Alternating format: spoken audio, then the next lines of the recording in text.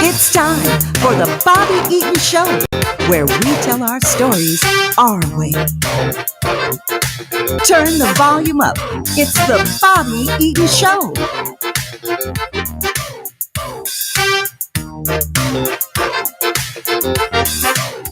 All right. Hey, everybody. Welcome to the Bobby Eaton Show, where we tell our stories our way, right out of the heart of Black Wall Street, Tulsa, 1921 massacre. And boy, do we have a good show for you today. So, hey, we want you to tune in. Go tell your mother, your father, your sister, brother that Pastor Turner of the Vernon AME Church here in Tulsa, Oklahoma is in the house. That's what we want you to do. Meanwhile, we want you to keep in mind that we do have a youth program, Juice Radio Show. They're here every Thursday night, and they come in and those young people, they just get together and be talking about all kind of stuff. 6 p.m. tomorrow night, Juice Radio Show. Kids from various different high schools, McLean, Booker T, Rogers, Central, you name it. They come in here and they're headed by Ramal, the hometown heat. So that's going on too. Pastor Turner's in the house.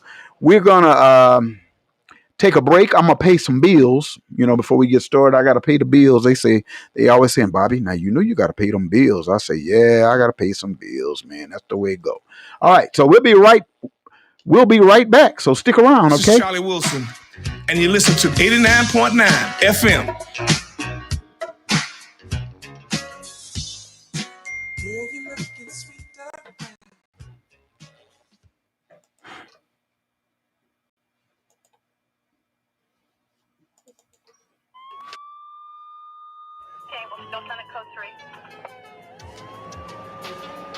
North Star Security and Private Investigation provides over 35 years of experience to ensure your security and investigation needs are met.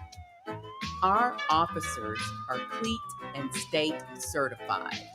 If you are seeking employment, stop by our website at www.northstarsecurityandpi.com.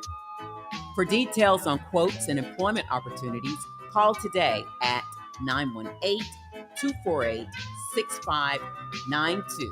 That's 918-248-6592. North Star Security and Private Investigation.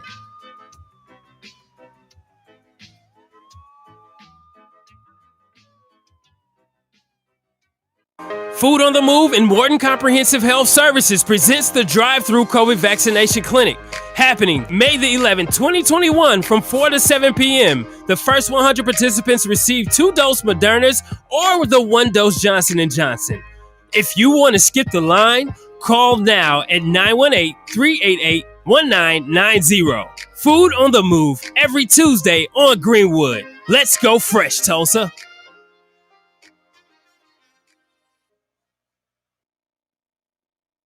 How to order chicken wings. Number 1, find a good wing spot. I know a wing spot, Max Wings. Number 2, decide if you want a combo or if you want to order a la carte. Huh? What's that? Well, combos come with chicken, veggie sticks, fries, and a drink for a discounted price. A la carte means that you order each item separately. Okay. 3, decide if you want bone-in, boneless, or cauliflower wings, and then determine the delicious flavor you want on your wings. I didn't even know cauliflower had wings. You learn something new every day. Have you been to Max Wings? Yep. Max Wings is located at 782 East Pine Street in Tulsa. We're open Monday through Thursday from 11 a.m. to 8 p.m. and on Friday and Saturday from 11 a.m. to 10 p.m. Come to Max Wings, home of the dry rub fries.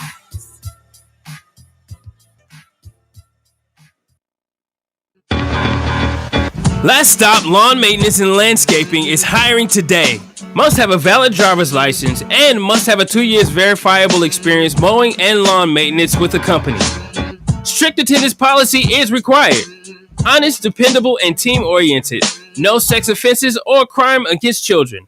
Must apply online at www.laststoplawnmaintenance.com. Apply today.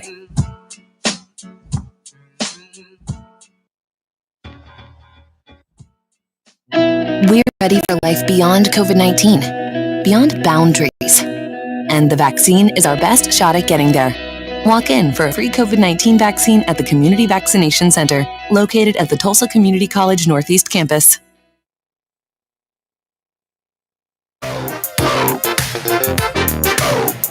All right, we're back.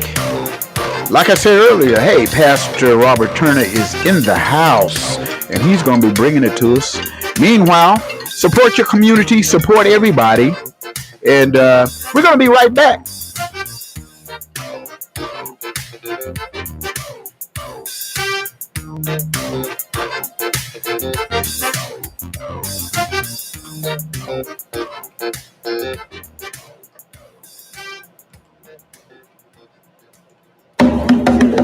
The champ is here! The champ is here! The champ is here! The champ is here! Float like a butterfly and sting like a bee. Ah, rumble, young man, rumble.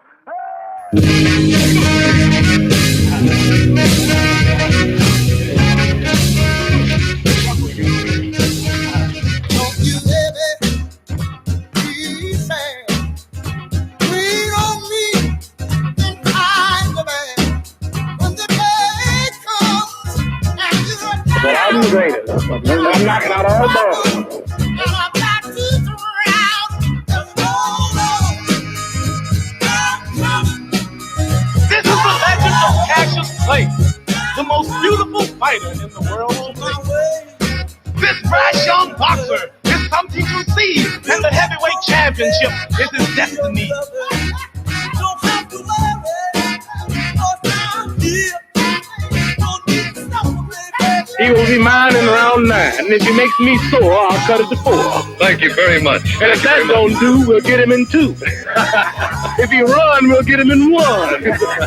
And in your heart, you know I'm right.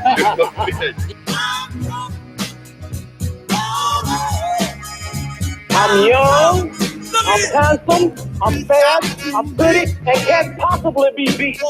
I am the greatest. You've been a fight this sport super.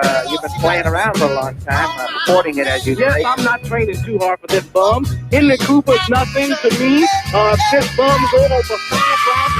Leston receives congratulations to the victor, scorns Cassius Clay, who's heard to say, Leston's not great, he'll fall in 8. I saw Sonny Liston a few days ago, Cash. Ain't he ugly? He's too ugly to be the world champ. The world champ should be pretty like me. This will be the biggest contest in the history of Tulsa. And if you like to lose your money, be a fool and bet on Sunday.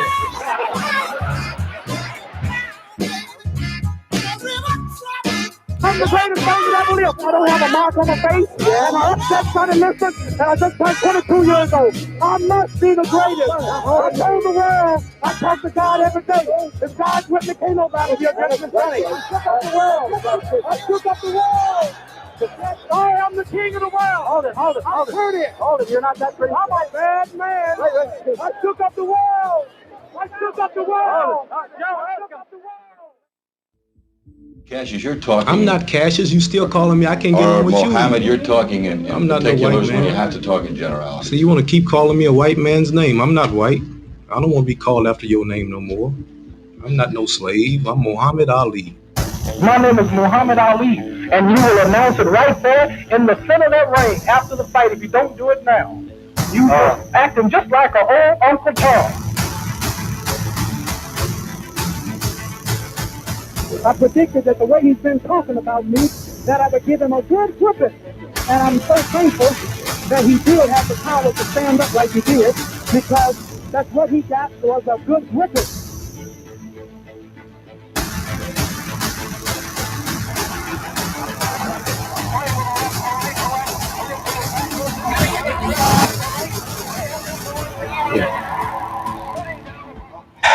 Yeah. Hey, the champ is still here. The champ is in the house right now. And hey, Pastor Turner, how we doing? I'm doing very well, Brother Bobby, and so grateful to be in your radio studio today. Man, glad to have you, man. It's been a minute or two, and you're always welcome to come in here and do what we do, here at KBOB 89.9 FM. First of all, to those listeners out there who don't know where you come from and anything about you, kind of explain yourself, because most of us do. I hail from the great state of Alabama. In fact, I was born in Tuskegee, Alabama, born on the campus of Tuskegee University, in the first and last black hospital in Alabama called John Andrew Hospital, which was the same hospital from 1932 to 1972, the United States government gave syphilis to black men. And I was born less than 10 years later in that same hospital. Oh, really? So the complications, I know that the community and stuff still suffers from that thing that happened right there to those black men. And man, it's crazy. Yeah, they gave syphilis to over 399 black men, and they watched them suffer. Even when the penicillin came out that treats some of the symptoms of syphilis. And the only reason they stopped, Brother Bobby, is because somebody leaked it to the Washington Post. That's it. It wasn't because they grew a conscience and decided to stop. Somebody leaked it, huh? Yeah, somebody leaked it to the Washington Post. They were giving these men syphilis. And they just treated black men as though we were nothing. And can you imagine these men with wives and going home and infecting their children? Yeah. The wives of children had children. In fact, one of the symptoms of syphilis is that your children have a high probability of being born with Down syndrome. And Tuskegee still to this day has a higher per capita rate of Down syndrome born children as a direct result of the Tuskegee syphilis study. So what is the population of Tuskegee today? Do you know? Almost the exact same size of Greenwood. It is truly, really? Yes, it was like a perfect marriage. Booker T. Washington, as you know, came to Greenwood and said, y'all have your Negro Black Wall Street. Booker T. Washington was also the founding president of Tuskegee University. And we have a Greenwood community in Tuskegee. It is actually a Greenwood community? Yes, Greenwood community in Tuskegee. And it is so similar. It's ridiculous. We do have a college in Tuskegee. Now, Greenwood, we have Langston, the extension of Langston in Tulsa. Yeah. Same number of population, 12,000 people in the Tuskegee City area. We have a very high rate of intelligence and education because we have a college there. We very much so love our heritage and our history. Rosa Parks was born in Tuskegee. Oh, I didn't know that. She was born right in Tuskegee, Alabama. The Tuskegee Airmen learned how to fly in Tuskegee. Lionel Richie learned to sing. He was from Tuskegee. The Commodores started in Tuskegee. Same thing like the Gap Band. Greenwood has the Gap Band. Right. We have the Commodores. I mean, it's just so many similarities. Oh, man. A lot of history there. A whole lot of history. Tuskegee. You ever go back? as much as I can, being in Oklahoma and working hard at the church, I have not been able to go back as much as I would like. And that's just really not even just by being in Oklahoma, but just being in ministry. It takes a lot of sacrifice. I have not, since I've been in ministry, I have not spent Mother or Father's Day with my parents. Oh. And I've been in ministry since 2007. And credit to my wife, she hasn't as well. So you guys have actually just been here in Tulsa doing all this work. Yes, sir. Mm-hmm. Absolutely. Got to take a trip, man. I do need to. I keep telling myself I am, we are, but it's just hard to make that time when you're so committed to the work you're doing here. Even if it's just for a couple of days, So Yeah. I understand, when you get busy, you're busy. You just get caught up and time flies and, you got project after project after project, like that going on. So Tuskegee, Alabama, Tuskegee. huh? Yes, sir. And you were in the heart of the racism down off in there, huh? Big time. Big time. The gerrymandering case, Go Million v. Lightfoot, is still one of the groundbreaking cases as far as how white people tried to gerrymander or draw district lines of excluding black people. The first case was done in Tuskegee, Alabama, by C.G. Gamillion, who was a civil rights leader in Tuskegee. And of course, George Washington Carver, right? The famous inventor who created over 300 inventions out of peanuts. Out of peanuts, he made over 300 things. He did. And he never took a dime for any of his patents because he said God gave him that knowledge. How dare he profit from it? And in fact, if you hear recordings of George Washington Carver speak, he has a very high-pitched voice. Mm-hmm. Yeah, I've heard some of them. He learned how to read by befriending a white girl where he was from as he was enslaved. And the story goes, one day he was caught reading with her.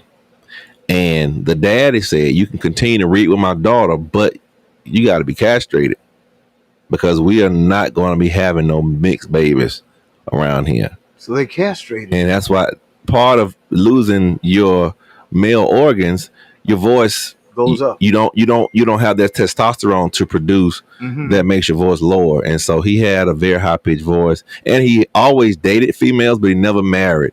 So that's what the word was in Tuskegee, was that he could not, because of what happened to him as a child. Marry.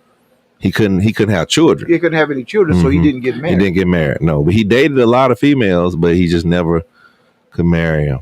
Yeah, man. Wow. That's a unique story that hasn't been told. Many people don't know that. And so when I talk to college students, a lot of times I tell them, I ask them, how much are they willing to pay for their education? We've had black people who paid in several ways, their life or their body parts. How much are you willing to pay for your education? That's true. That's true. Because we're standing on the shoulders of those who came before us. Exactly. And we got to really understand that. That's right. And I think a lot of people think it's something they did for themselves. I did. I went to school. I got a degree. I studied hard. But they don't realize the reason you're able to study hard because someone paved the way. Somebody paved the way. And you should give back. That's right. You should give back. You owe. There's a debt. You owe. You owe. Absolutely. You just owe, and if you're not giving back, then something's wrong. Exactly. And sometimes people can become selfish in their own ways. They get the big cars, and the houses and things of that nature, money in the bank, and they think they've rise. A lot of time when black people get $2 past bus fare, you know what I mean? We think we didn't arrive. That's right. And we're able to stay next door to Mr. Gilmore. That's right. But you got to go back and give, man. You gotta. Exactly. That's the way I feel now. I agree. Everybody don't feel that way, but I feel that way. And I think here in Tulsa, Oklahoma, the massacre has traumatized our community, black people here. It takes people sometime from other places to come here and bring about awareness. Because people are traumatized, man. They're in their shells and in their little holes and stuff like that. The church, Vernon AME Church, reached out to you. Yes. And you told me earlier one day that you didn't know nothing about Tulsa. Not at all. So how did that come about? Tell us once again. I was in Birmingham pastoring in a wonderful church in Birmingham, and working for a foundation managing a $3 million grant. And I was doing well. Life was good. Life was great.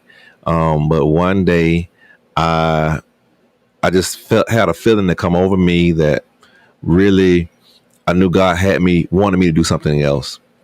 And so when I have moments like that in life, I typically fight God. Like, I don't want to do this.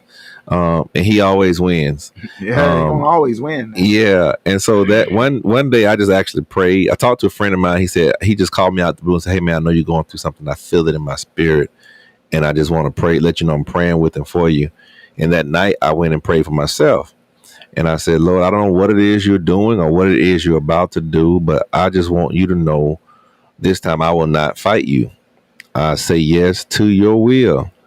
And I finished my prayer in Jesus' name. I pray, amen. 2 seconds later, as I'm getting off my knees to put my cell phone on the charger, I notice as I'm looking at my phone to see what time it is, I said, "Hey," I noticed I had a text message. So I look at the text message. It's about 11 something at night. And I saw I had a message from the bishop over this area asking me to come to his district. And I was like, wow. 2 seconds earlier, I had just prayed and said yes to God, to whatever and wherever he wanted me to go. And that message came through. And that message came through. 2 seconds later, I see the message. So I reply back, yes. Right. And then I lean back on my headboard of the bed. And I lay out a deep sigh.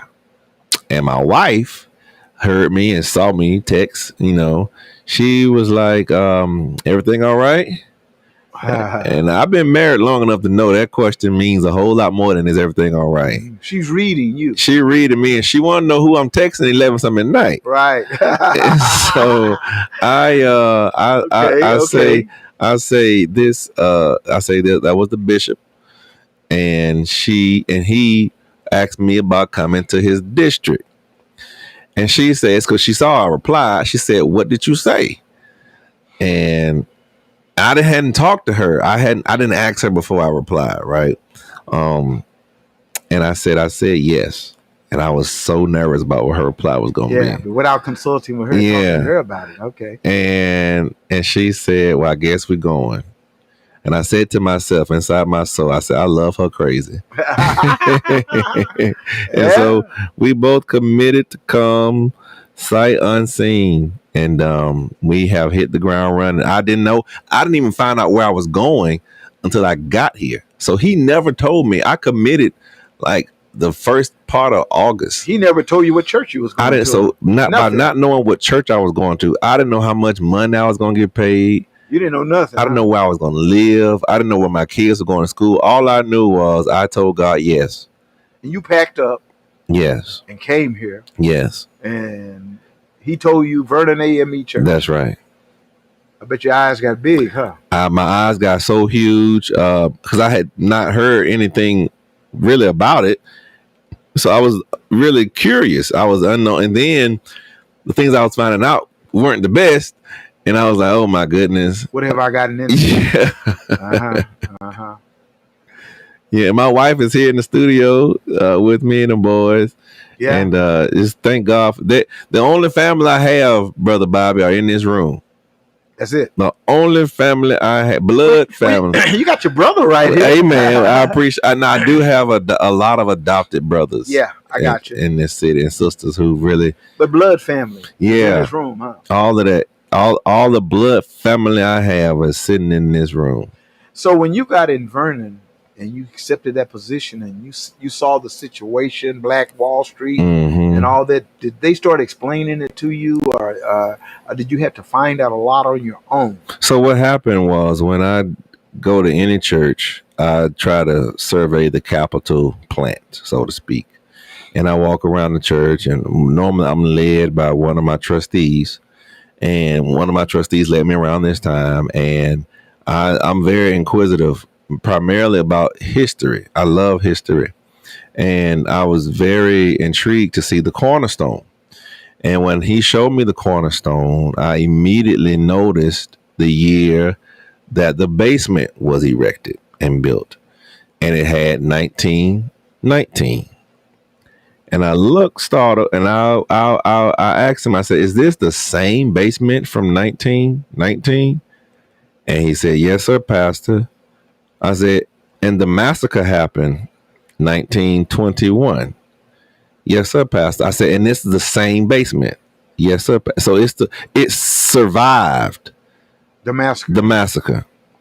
He was, yes. I said, do you know what this means? I mean, we got a base. It means we have something left From 19 from before the massacre. Yeah. which we were always taught, and everything I read, everything was gone, right? Yeah, it was just wiped down, huh? Wiped out completely. And now you're finding out there are other things that have been there beforehand. But we know for a fact the only thing left on Greenwood Avenue. Now I know that there are other buildings that are in the Greenwood district that were there beforehand, but on historic Greenwood Avenue, all we got is the basement of our church. Period. And that fact that it survived the race massacre of 1921, and I look inside the church sanctuary and see a cornerstone from 1908. So not only did our basement survive, Vernon is landowners. Vernon is documented from our cornerstone that we were landowners in 1908. The church was built in 1908. You know better than I do. In order to build something, you have to own it before you build it. That's true. Own the land before you build it, because you have to own the land in order to build on it. So, but at the latest, we were landowners in 1908. Do we know who exactly owned the land? Mary Turley. All of our land was originally given and through the allotments, and Mary Turley was the owner of the whole lot that we have. We have 307 to 311. Mary Turley. And we purchased our piece in 1908. And so today, Vernon is the oldest continuous landowner in the whole Black Wall Street district. Nobody's on their land longer than Vernon. The same parcel of land since 1908. So that's that history of our people, that resilience is something that needs to be taught and told. And in the whole Greenwood district, the only original landowners on the plot where they are, 3 churches: Mount Zion, Paradise, and Vernon. And Vernon is the oldest of the 3. So that's a rich history that a lot of people don't really highlight or know about. Yeah, really don't. I'd heard about it, you know what I mean? But a lot of our people in our communities and throughout the world don't know that that's the history. That's right. Right there. You know, because they just thought that everything, like you said earlier, was just torn down and wiped away. That's right. But that wasn't. That wasn't. Now, and go ahead. Did they hide down in that basement? Yes. They hid down in that basement. One of our oldest members told me that the survivors told her that people hid in our basement. And you see how that is possible. If you come to our church or go to the Tulsa Historical Society website, you can see a picture of our basement, August 1921. 2 months after the massacre, you see ash above every window except the back 2. That's the room people actually hid in. We have factual documentation. They hid in those rooms, but there was no fire. Absolutely. At all. Yeah. But they burned the top part down. Top part because we were building. You got a good memory, Brother Bobby. Yeah. They were building on top of our basement, the sanctuary. The white mob destroyed the sanctuary that we were building. But the basement, the 4 walls of it survived. And the back room that had no fire, people were hiding in. I wonder how many people did it house. I get that question all the time. I wish they had a sign-in sheet. Yeah, right. right. Man. But they did not. So after the massacre, they started rebuilding. Yes. Our church sanctuary began being rebuilt in 1925, and they finished rebuilding it in 1928. And we worship in that same sanctuary today. The same stained glass windows that they put in, the same chancel, we pray at the same altar, we have our communion place, the same podium I preach behind, chairs, all of that. From like 1928? The only thing that's been done to the interior was after the tornado in 2013 that took the roof off the church. We had to replace the roof, and it did water damage to our pews. So the pews had to be replaced, and we put carpet over the hardwood, the original hardwood floors. Yeah, that's where my grandmother went. Yeah, when it was hardwood floors. That's all right. Yeah, she was a member of Vernon back in the day. So now you're having service up in there every Sunday. You know, and you're doing a lot of works up in that church, man. I see homeless people coming through. You've been feeding people for how long now, man? Since March 18, 2020, we have been feeding anybody, black, yellow, white, purple, whatever you are. You can get a meal at Vernon. I know. Every day. And I want to break it here first. You're hearing it exclusively on the Bobby Eaton Show first. The Juice Radio Show, KBOB 89.9.com. We have just crossed giving out over 400,000 meals. Oh, my God. That's an accomplishment within itself. Yes. You know, and they're steadily still coming, huh? They came today. And the Lord makes the sun shine tomorrow. They'll be there tomorrow. One thing I realize about Tulsa, Oklahoma, if you are hungry, you can get some. You can find you some food, man. You can right say here that again. in Tulsa, you know, and man, that's just a blessing that you've been able to service the community and the people with this program right here down there on Greenwood. Greenwood. Go ahead. I've been down there before and seen you passing out food and stuff. I said, man, he's at it. There he is. Man, and it's a joy and it's a blessing to have the members that we have. Oh man, I thank God for. I think we have some of the finest members on this side of heaven. They come out every week to give out meals, and I just want to give a huge shout out to the membership of Historic Vernon AME Church that come out and volunteer on a daily basis to make that food ministry possible. Volunteering, right? Yes, sir. Giving the works, putting in works. And not one, God is so good, Brother Bobby, not one of our volunteers has contracted COVID-19.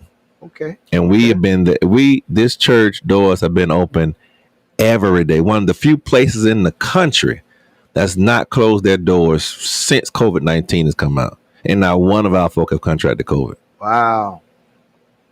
Nothing but a blessing. Any of the homeless people ever told y'all they contracted? All the time. COVID? I got no, COVID. Oh, no, not they have. I thought you were saying that they show their appreciation. But I have not been told that any of the homeless folk have contracted COVID that we serve. So a lot of times it's hard to get tested. It's hard for them to get tested. Yeah. Some of them try to hang out, right? They hanging out around the church. Yeah, right. How you handle that, man? We have to try to, because I know it's comfortable after you eat a good meal, you want to lay down and take a nap. But someone lay down at your front door. This is a food ministry. We are not a hotel, right? Now, if God blesses us one day to be able to house some folk, we're not going to turn down the blessings. But right now, we are not a hotel. Yeah. So we try to encourage them to eat, relax. And go on your destination. Yeah, that's right. Go on your destination. With it being warm and hot, they gonna hang outdoors. Yeah. When it gets cold, they gonna try to find some place to go indoors. And we have a lot of homeless people here. We do, and that's what's been uncovered. And we got a lot of flack from some people in the area that just did not like seeing homeless people. And really? That was the craziest thing in the world. Yes, that was the craziest thing in the world. We have a huge issue with classism. We got a big problem with racism. I'll be the first to admit that. Oh yeah, we know that with race, especially here in Tulsa. That's right. But we got a huge issue with classism in our community where we just don't like seeing people that don't have any money. It's sad. It's sad. It is sad, huh? Don't have any jobs, don't have any money, can't take care of themselves. It's how you treat those folks. To me, but for the grace of God, there go I. It could be me or it could be one of my loved ones out there walking the streets looking for a meal. So you just can't, disparage folks just because of their plot in life right now. Because it could happen to any of us. And I had the time to talk to them and hear their stories. And it's so real. like healthcare bills, mental illness, relationship issues cause folks to get on drugs, alcohol, bad childhood. I mean, you name it. And all of them, a lot of them have had great educations, but they've made some mistakes in life, as we all have. Yeah, and falling by the wayside. And stress is a killer, and it demoralizes you. And some people handle it and they self-medicate, right? And some people just don't. It's not about them being on drugs. They just have had terrible situations with other people, and they just don't want to be around folks, period. And sometimes they just want to be inside. And so it's a lot of different reasons that it's more than just giving somebody a key to go into a house. It's a lot of times you have to see why they are in the situation that they're in. Yeah, I understand it, because you can be a lawyer, a doctor, and still be homeless. People don't understand that. They're educated people out there, who are homeless. And you guess what? You have to be smart to be homeless, because you have to find ways to survive. And they know this community better than anybody I've ever seen in my life. They know everything you do, everything they watch us. And they don't bother anybody, but they observe it. They are very observant people. Why do you think people who can help don't help? I think we have an issue with some people just don't care. And that's so sad to admit, but some people, if they can't get any credit for it, now they'll take a selfie and help somebody. They'll make a video about them helping somebody. But if there's no cameras around, then they don't have time for you. And the other side of that coin is that people oftentimes just don't care. My mom raised me to go and take plates to other folk in the community. Or if I saw somebody in need, to go and give a helping hand. I don't have to know who they are. But if they are in need, I take that Good Samaritan scripture to heart, and try to help out anybody in need. Yeah, trying to help them out. Whether people are there to see it or not. Mm-hmm. Do you see a lot of females? I see a lot of females. I see more males though, and in fact, our largest demographic of people that we serve are white men. White men, and that's more than black men. And that to me is so biblical and poetically biblical, because the same demographic of folk who burned down our church 100 years ago are white men. And with the largest demographic of folk we serve are white men. And it just reminds me of that scripture that says that we ought to grow not weary in well doing, and to not be overcome with evil, but to overcome evil with good. And that's the mantra I try to take through our life. A lot of the white men here that are homeless, they know where to go to get food and to get services, right? Mm-hmm. They do. They know where to go. That's why I said a lot of these folk who are homeless, they have more sense than we realize. And they have a lot more book sense than folk who live in houses. They know where to go and they know how to navigate it. And they're not trying to bother anybody. Like this whole notion that people who are poor or violent is so misguided. They just want to survive. Mm-hmm. And they may not like surviving how you survive, but they just want to survive. Yeah. Do you see an influx of mental health, man? It's mental health. I'm always talking about the mental health issues of our community. And I'm pretty sure down at the church, you got some that come down there that really need therapy and they need some mental health, right? Yes. No, I think that if we had more mental health hospitals, that would greatly reduce our homeless population in half overnight.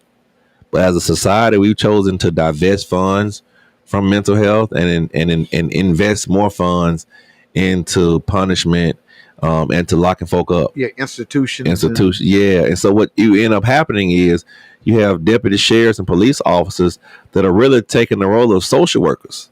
Exactly. And they weren't sent to police academy to do that. And they're trying to do the best they can. But these folk a lot of them have mental illnesses that a police officer cannot address or a deputy sheriff cannot address. So all they do is just put handcuffs on them or put them in jail where they really be in the mental hospital. Yeah, I've seen that happen to a few of people in our community. Like, and I've talked to police officers who don't have cultural training when it comes to blacks, and they don't know, like you say, they've just been trained. Hey, arrest you, lock you up, give you a ticket or whatever. And that's on a good day, because otherwise they'll kill you. I'll tase you. Oh, sure. Especially the younger African American males. I tell my son and them, y'all be careful out here on these streets at night, because us old folks, we gonna lock up when the sun go down. That's right. So so be careful. What you're dealing with in 2021. That's right. And things of that nature right there. So the church is providing a lot of stuff for the community. I see it. We can feel it. You've even bought some food by my house before. But man, that's between you and I. That's we good. You dropped something off, and me and my son said, "Oh, look out now, we're gonna be able to eat today." You know what I mean? And the burden of being able to find food or something like that. But it's a good thing. It is. It's a real good thing and a good program that you're doing it. And you've been doing it for how long now again? Since March 18, 2020. We've been giving out food every day, Brother Bobby. And that's in the rain, the sleet. Snowstorm, when ice was up to the door handles of the church, we opened up those doors and gave out food. Well, that's a good thing right there, because there are very few churches I say this all the time, and I'm going to say it again. Very few churches in our community do things in our community to enhance the lives of others. And I can count them probably on two hands, the ones who are actively doing things and getting out and go forth and building up the walls of your community. You know what I mean? And very few are doing that, And they say we have a couple of hundred churches in District 1. I can believe it. So if those pastors of those churches would do more than just hold Sunday morning service and Wednesday night Bible study, you know what I mean? We could really grow our community a lot more, knock on some doors, serve the people, do things in the community, man. I mean, that's what they say. That's what Jesus did, right? Yeah, that's right. That's what he did. So why don't you do what he do? Amen.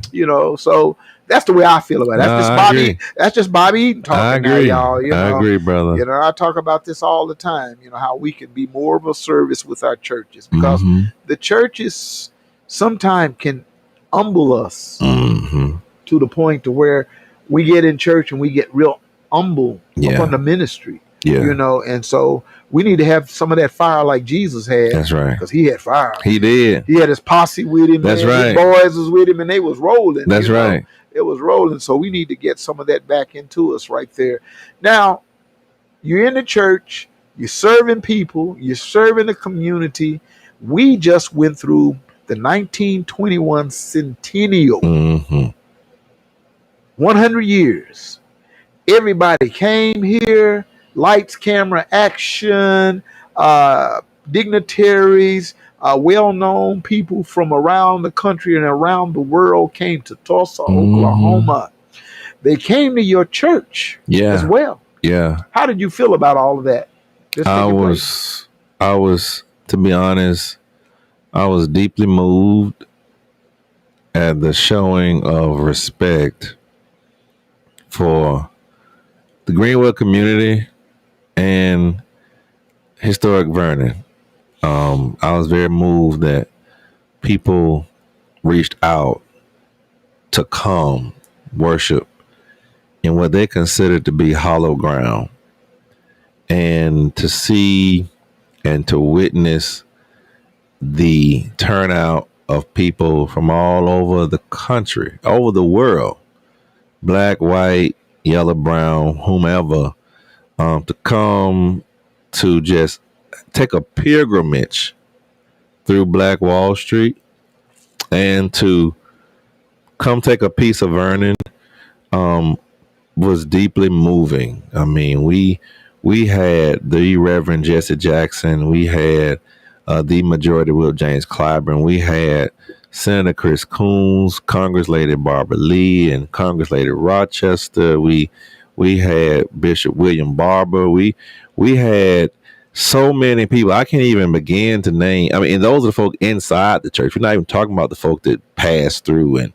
came around. We had a dedication of our prayer wall for racial healing, which became like the preeminent event on that May 31st date. Drew out one of the largest crowds, period, of anything. We had several interviews, media.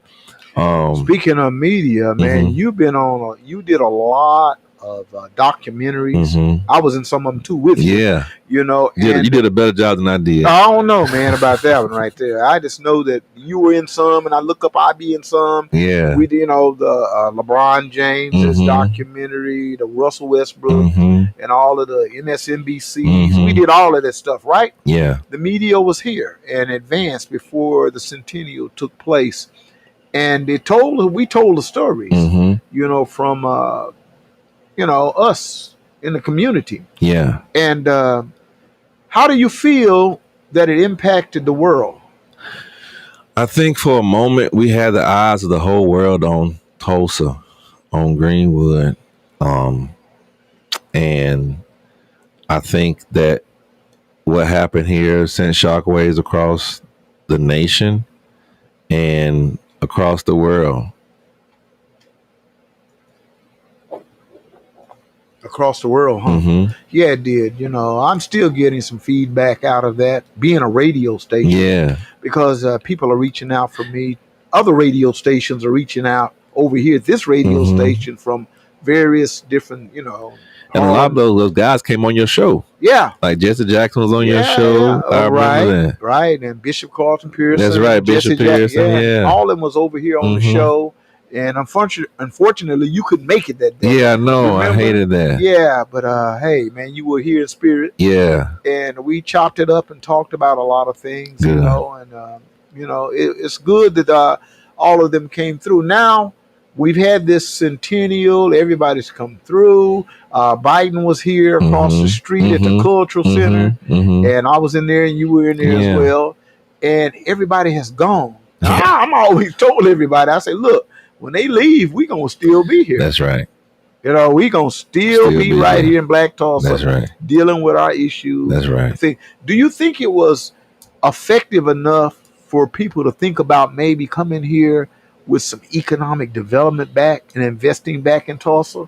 Absolutely. And that's one of the things that I really wish we had more of. I know there are a lot of things being done now, but we have nothing as far as what you mentioned, as many people that came here and as much that was said and done and broadcast about this community. Not only about economic development, where's the conversation now? Yeah, where is it at? Has it fizzled on down and people just kind of... for some, obviously, but we continue on. At Vernon, we continue on. I just out of City Hall today protesting for reparations. This is not a fad. It's a way of life. It's a way of life. And we do the same over here. We constantly talk about the massacre. You do. And all the time. Yes. We've been talking about it before all those people got here. We continue to talk about it. You had me on your show. We talked about it then too. We talk about it. So, we have to not only talk about it, but be about it. That's right. And we got to get more people involved, and when everybody left, because we had, after the centennial, we had Juneteenth. And that, I heard it was 40,000, 50,000 people out there, man. A lot of people. Woo, it was the biggest Juneteenth in the nation. I heard, yeah. Yeah. That was remarkable. It was remarkable, man, seeing all these black people and white and Hispanic people together, And it had just become a federal holiday. Yeah. Like days before. Right. It was a beautiful thing. It was a beautiful, beautiful thing. And having them all in Tulsa, Oklahoma. And, some people came here, and I'm noticing that some people, I know they came to Vernon. Oh, yeah. People come looking for you at Vernon. Oh, yeah. AME Church in Tulsa. Yes. And it's probably even still to this day. Yeah, absolutely. People who are visiting Tulsa, coming down on Black Wall Street, want to come down there and holler. This week, we've had over 500 people, and it's Wednesday. This week, See there? we've had over 500 people come inside to. We had a group from Missouri. We had a group from Kansas, Pennsylvania. Today, we just gave a tour to the whole athletic department. Yeah, I heard. At Tulsa University, University of Tulsa. The whole athlete, like from the AD to all the coaches to all the players from every sport. It was a couple of hundred, however many in the athletic department. Didn't that start about 9 o'clock today? It did. Yeah, It did. Yeah, I it heard did. about it. I couldn't make did. it, but I was had you in spirit. But Powerful time. yeah, Great time.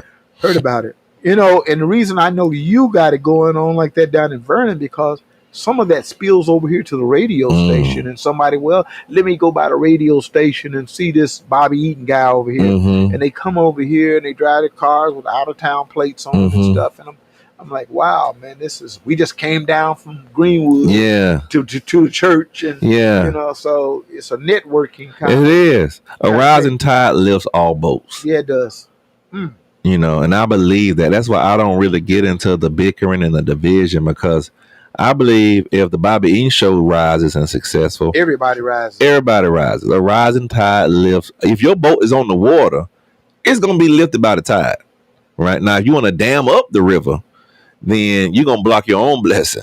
You know, but a rising tide lifts all boats. Man, that's a good saying. I'm going to remember that. Man, because a lot of history, a lot of stuff has been told. You know, this centennial exposed the world who did not know. A lot of people, think about it, Pastor Turner, never heard of this. No, they haven't. They didn't hear it until May 31st of 2021. That's right. Year. The first time they've ever experienced and heard about it.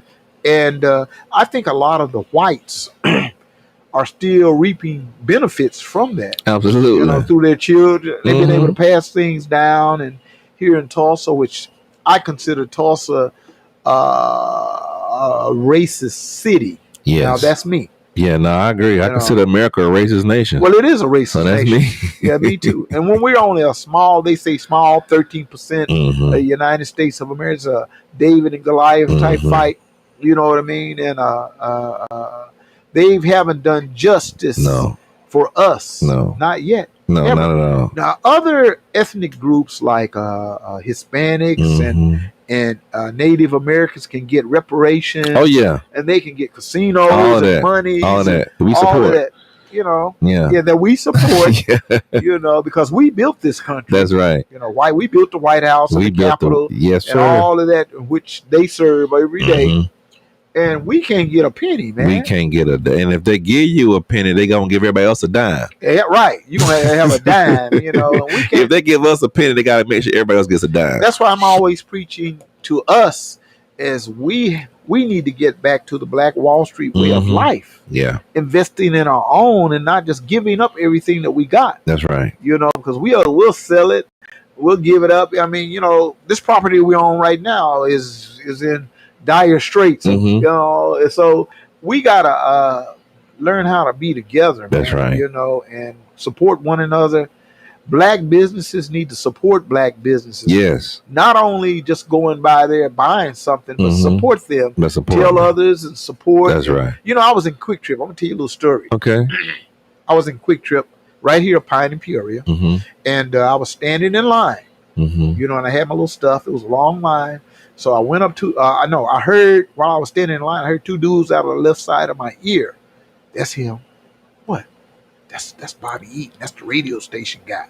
You know, I heard that. That's so cool. Out of my ear. We okay? And I heard that. I said, yeah. I didn't turn around like, hey, you know what I mean? I just looked forward. That's the radio station guy. He got the radio station. So I went up and paid for my stuff. And then I was walking out and they said, hey, Mr. Eaton. I said, yeah. How can I help you? They say, man, we love what you're doing. Good. We support you. Isn't that something? They check this out, though. They say, we really, really support you. And it just hit me. And I turned around and I looked at them. I say, how do you support me? I said, how do you support me? And they looked. They couldn't say anything. You know, I appreciate all the accolades and all of that. You appreciate the words. But I said, well, how do you support me? How do you support me? Yeah, tell me, how do you support me? and they couldn't really say anything. I Yeah. say, I got children's programs over here. We do a lot in the community. You do. We can use your volunteer. Yeah. Use them and, coming over and, Yeah. that would be some great support. That's right. That would be some great support, and like right now, I got a $5 campaign going. A $5 campaign. Hey man, we're trying to raise I said, well, if we all use our social media platforms and solicit everybody just to give $5. I ain't saying give no $100 or no $50 or nothing, but just submit $5. You spend that going to Quick Trip. Yeah. You spend that going out just on a tip in a restaurant or whatever. I said $5, so we can raise enough money to get this transportation that I've been trying to get, this 15-passenger van to put towards that. Now we got a couple of dollars, but we just don't have enough. And I'm like, it's a slowly grab. $5 is a slow grind to get there, but it's going, but it's not going as fast as we thought. So all we ask is that people go to Cash App, Eaton Media Services. I'm gonna give you something. I'm gonna give you more than $5 a night. I'm gonna give you something before I leave. Well, that's good, man. I appreciate that because it doesn't go to me. Don't go to my pockets. It goes to the kids and who are involved over here. We're trying to send them to New York. Yeah, nice. Yeah, so we've got a plan right now. We're going to send them to the Breakfast Club. Okay. And we're going to send them to some other media outlets like we did in Atlanta. We did that in Atlanta. I remember I saw pictures of it. Atlanta, when we took them to CNN and Tyler Perry Studios in Atlanta. So now we're going to go to New York. We're going to fly them all to New York, and we're going to take them around and introduce them to all of these journalism stuff, because it's journalism. That's right. And give them an experience of a lifetime. That's right. So, and we're raising money and funding for all of that kind of stuff. Ramal Brown is heading that up. Ramal, good guy. He's heading it all up. So we do stuff over here. We're more than just a radio station and get on the radio and just talk. You do a lot of good, and I think you are not commended enough for the great work that you've done and what you try to do for our children. It ain't just me, my especially. brother. All right. We got people like Charles Harper and Molly Wilson who come over here and work, and they do some wonderful work in our community.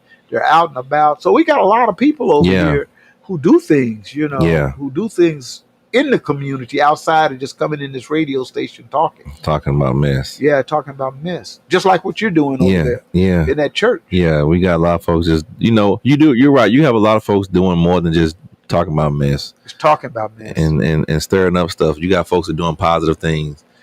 And like you. Yeah, you do. And I try to lift up those type of voices. Yeah, me too. All the time. I try to give a voice to the voiceless. And you do a wonderful job of that. And over here at KBOB 89.9, I don't give a hoot what status you are on. That's right. You know that, man. I don't give a status quo. I don't care if you're a doctor, you're a lawyer, you got $1 million in the bank. Everybody to me is on the same level. On the same level. And I was telling somebody, if the mayor came over here and I was talking to a homeless person, the mayor is going to have to wait. That's right. Until I get through. That's right. Talking to this homeless person. That's right. Or a single parent mother and 2 children who come through this door. I'm going to service them and try to lead them some kind of direction. That's right. I've had a woman 2 weeks ago. She came in here with her 2 little boys, and she said, "Mr. Eaton, I got to figure out what to do with my sons. They're getting big. One is 8 and the other's 10." And I said, "Well, let's see what we can do. Let's put them in some sports programs. Let's get them with a coach. So you call up a coach, blah, blah, blah, blah, blah, blah. Let's get them, how they grades. Their grades are okay, blah, blah. Let's get them so-and-so. Because we got programs in our city, 100 Black Men and other programs that can help some of these youth if we just direct them in the right traffic. So that's what we try to do. I love it. Yeah, so part of the program right there. Speaking of youth, I would love for my boys to say, "Hey," we're going to do that. We're going to take a break. And we're going to get them all in the chairs. And we're going to get your family here. Okay, right. All right, well, stick around, okay? Hold on. All right. You're on the Bobby Eaton Show, where we tell our stories our way. And we're going to be back with the legendary, I call him the legendary great pastor, Robert Turner is in the house, and we're gonna have his family come aboard, and they're gonna get on the microphone, and we're gonna talk it and chop it up right here. Meanwhile, I gotta pay the bills. You can dial the number if you want to talk to Pastor Turner, 646-716-5525. And don't forget to press that 1 button if you want to talk to Pastor Turner. You're here on the Bobby Eaton Show, where we tell our stories our way. We'll be right back. Stick around. Searching for ways to grow your business? Or perhaps you would like to invest in Tulsa's African American community? The Black Wall Street Chamber of Commerce is a great place to start. The Chamber was created to serve and increase the visibility of needs in our community. It is an umbrella organization for local businesses, the Tulsa Juneteenth Festival, BWS Black Women in Business, and the Grassroots Economic Development Fund known as BWS The Power Group. For more information about the Black Wall Street Chamber of Commerce or to donate to the Power Group, visit bwschamber.com.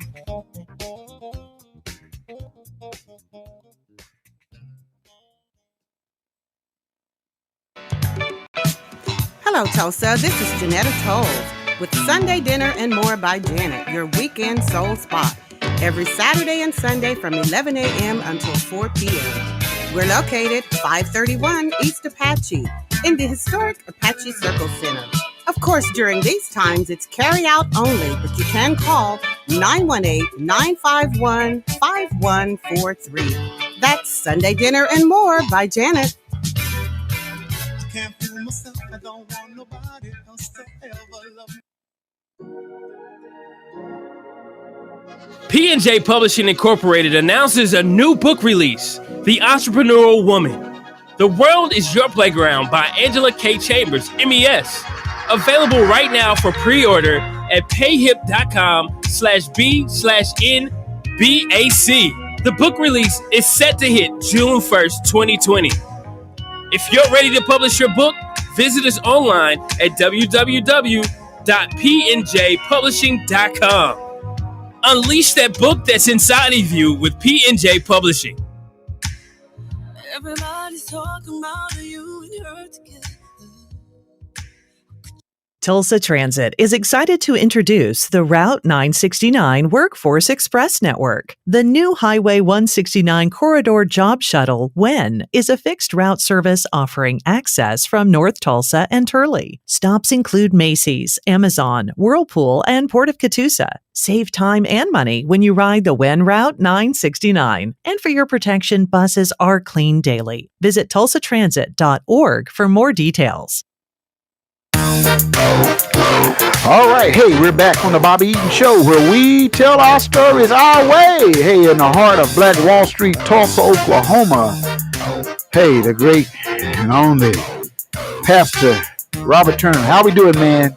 We back again, right? Yes, sir. Yes, sir. I got my crew with me. Yeah, go ahead and introduce your crew, man. That's where we want to know who's who. I want to start off with my youngest born. His name is Robert Malcolm Martin Turner, a.k.a. Bobby. Bobby, he got a good name. Yeah. How you doing, Bobby? Well. You doing well? Okay. And he just turned 9 years of age on June 28th. And my oldest, my firstborn, Robert Richard Allen Turner II, a.k.a. Deuce. He is 10, turning 11 in September. How you doing, man? You doing all right? You play drums too, don't you? Mm-hmm. I heard a little bit about that. And last but definitely not least, but the one who birthed those two previous names I mentioned, the one who agreed to come to this foreign land we call Oklahoma, and the love of my life, and the apple of my eye, the epitome of grace and my heart. Her name is Lady Cherie Turner. All right, you guys. How you doing? I'm doing well. Okay, welcome to the Bobby Eaton Show, where we tell our stories our way. Glad to have this wonderful family of our community here. And let me ask you this. What is it about him? I'm going to dig into it. Oh, what is it about him that makes him just go like this Energizer Bunny? Well, you know what? I can vividly remember when we first started dating. Okay. And when was that? Back at the University of Alabama, Roll Roll Tide. Okay. We met there and we started dating, and I vividly remember him helping the homeless. We would literally, because I go to church and that's what I do. Even as a college student, I would go to church. Yeah. So we were on our way to church one day, and he stopped on the way to church to ask a stranger, are you all right? Do you need anything?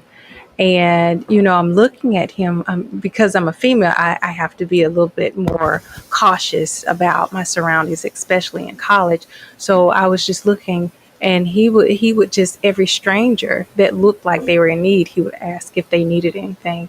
So I knew then that he genuinely has a heart to help anyone who's in need. So for him, it's his passion, it's his mission to always help anyone who's in need. So for him, it's not about what you see, the ends. It's all about really him serving his purpose, which is really to help other people. Is that what attracted you to him? Well, his heart. His heart? His heart. He has the big heart. I can also remember sitting in the car waiting for him to open my door, and he was going to help this little girl bring her bicycle up some steps. And I was looking like, what is he doing? And I see him picking up this little bicycle and putting it on the steps. And this little girl was just looking up saying, thank you so much. And then he came over and opened my door. And I was like, that was so thoughtful. That was so sweet, because he really has a big heart, and he genuinely has a heart to serve the Lord. So it was his heart really that drew me, Wow. So let me ask you this. When you guys were in school, how did it hook up? I mean, how did it actually, did you just see her in the cafeteria one day, or, honest to God, basically, I saw her. We have this student union called the Ferguson Center at the University of Alabama, my freshman year. And as soon as I saw her, and it wasn't even like a facial see, it was just like she walked by. I'm like right here, and she was walking by where that door is. And honest to God, when I saw her walk by, I had never experienced before in my life. I heard something say, "That's your wife." Really? Honest to God, it just came to you like that. Said, "That's your wife." So what did you do, man? I got a number. I didn't go up to her. And you gave it to her? No, she did not. No. I was very resourceful. Okay. In college, and so I found people who knew her. And I got her phone number. Oh, from them people, huh? Yeah. you didn't give it to her. No, not at all. Okay. I got her number, and I called her, and I never forget it. I was 18 years old. I was a freshman in college, and I said, "Hey, I'm Robert. I know you don't know me, but I saw you today, and I feel like you're gonna be my wife one day." That's what he told you. But guess what? I'm let me finish. Okay. I know it sounds so real. I said, but hey, I know we probably need to start off as friends first, because that would be a better idea. You went in, boy. Okay. But I just want you to know that's where I see you. And I said, I would like to talk to you tomorrow. And I'll call you tomorrow. And she said, okay, whatever. I called her the next day, Brother Bobby. She's about to go out on a date.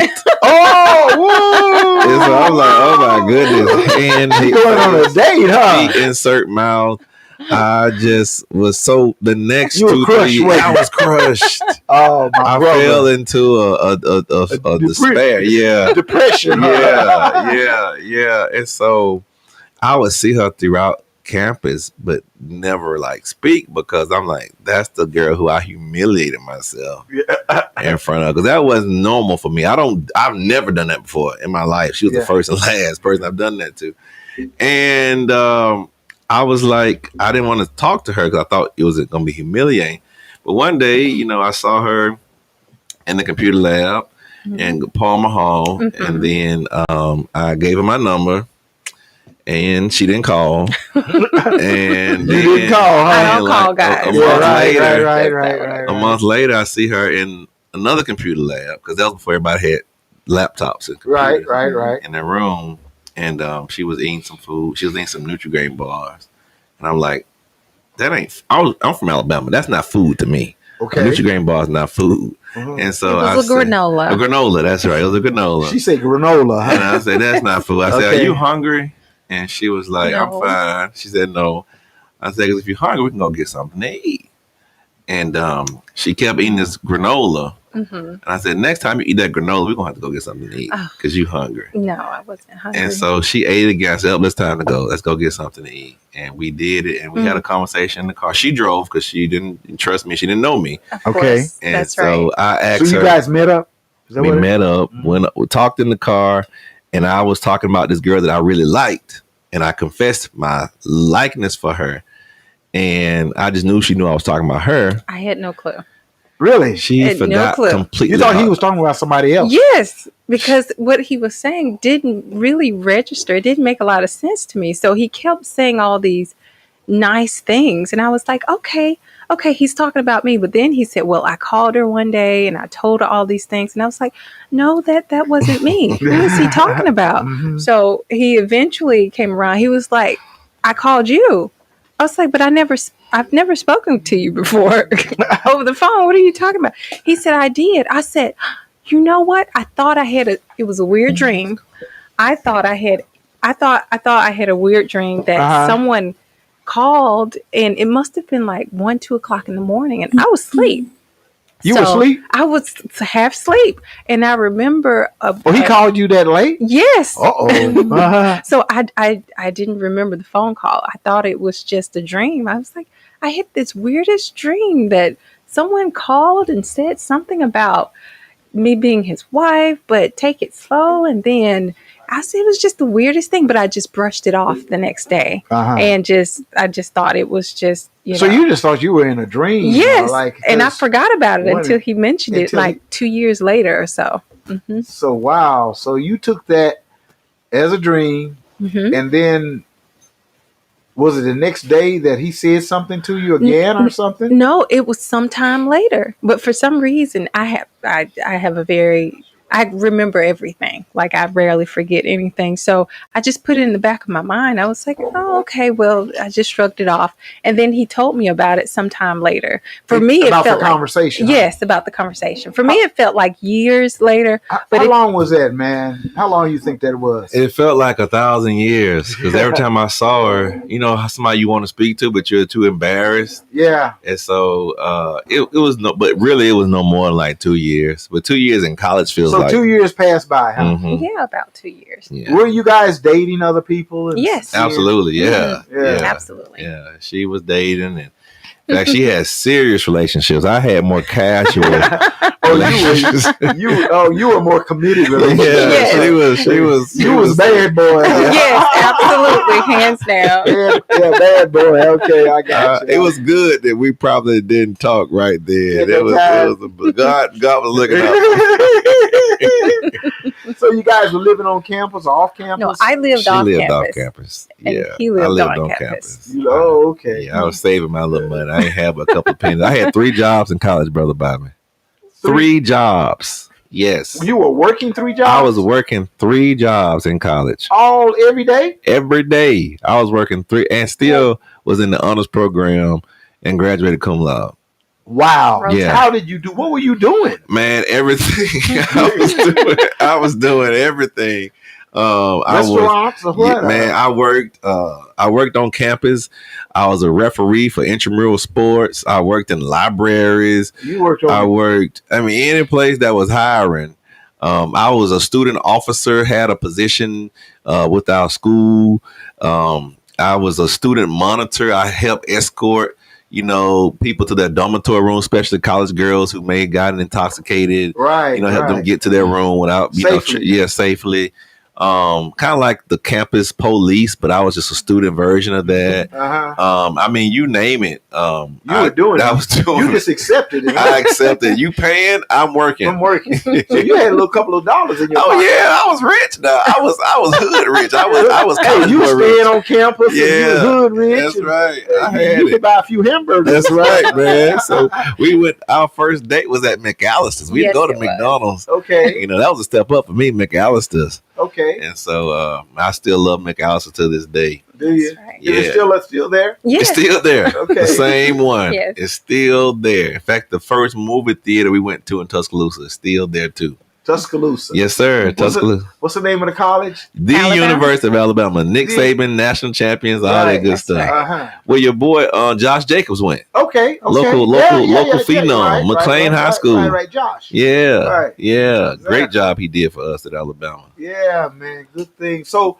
you guys in school, you staying off campus, and she's staying off campus, and you are living on campus. I'm living in the frat house, bro. Frat houses, and both of you guys are dating other folks. Yeah, man. And then how did they come together, though?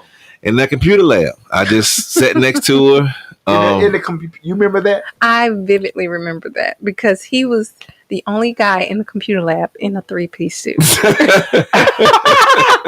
Boy, that sounds like Pastor Turner. He was in a 3-piece suit, huh? Yes, he was.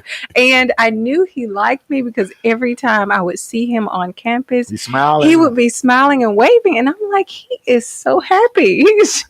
Were you attracted to? I mean, I'm a focused person, so I wasn't really paying attention right. until he came into the computer lab and he sat right beside me. He kept talking to me, and I was like, he is always so nice. And he kept talking. I was like, okay, all right. So finally, I decided to go ahead. Yes, I decided to listen to whatever he had to say, and he was. I bet he was happy and grinning, huh? I was. Been smiling ever since. Ever since, huh? Yeah.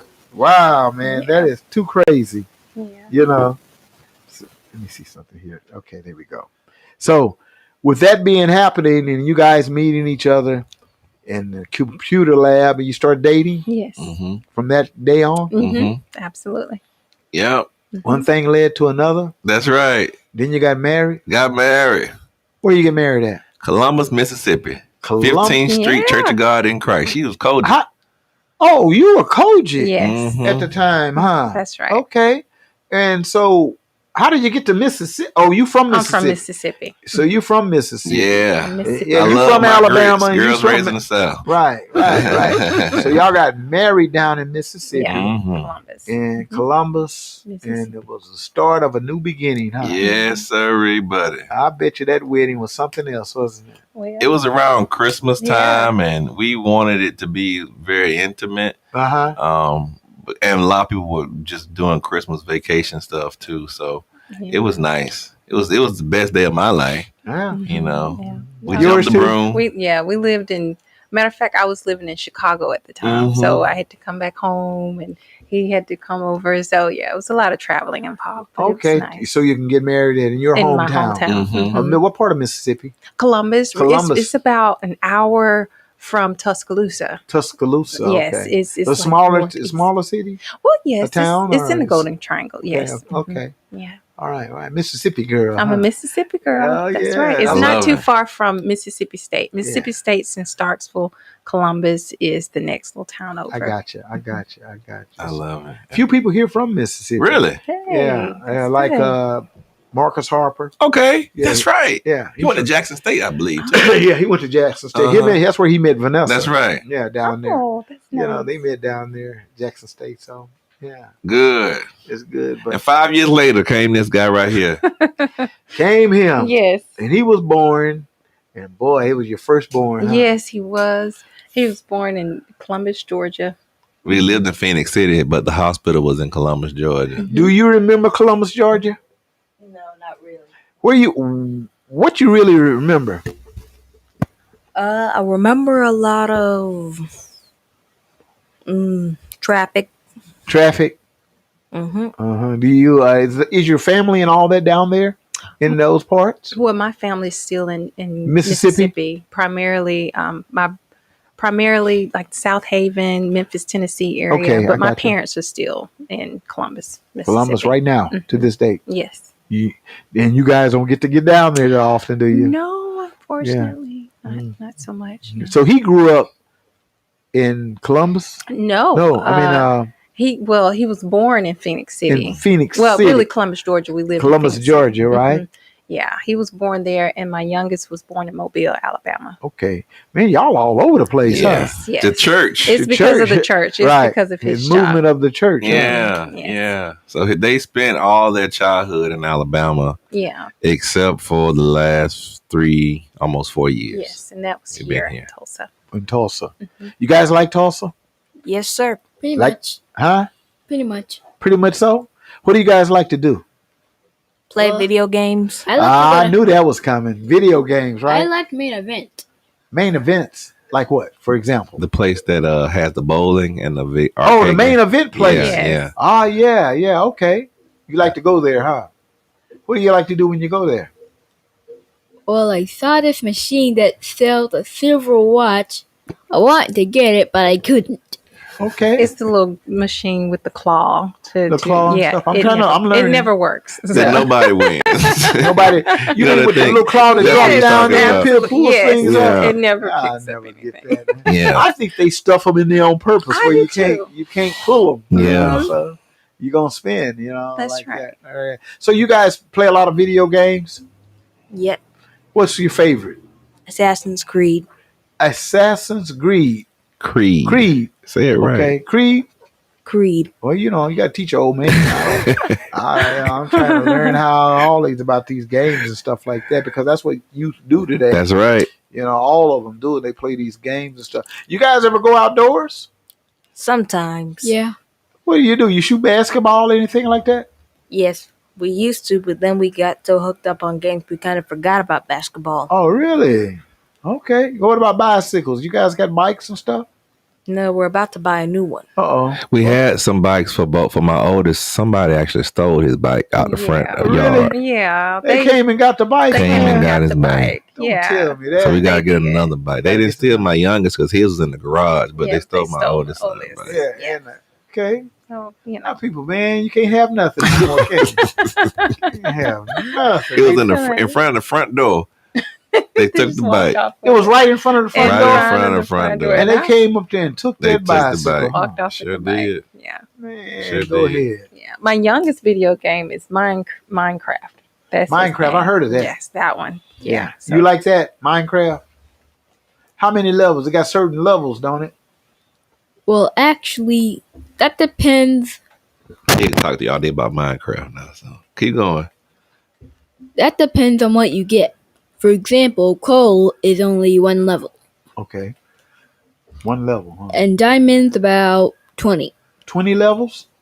Wow. Which one do you have? 17. 17 levels? Man, you good, huh?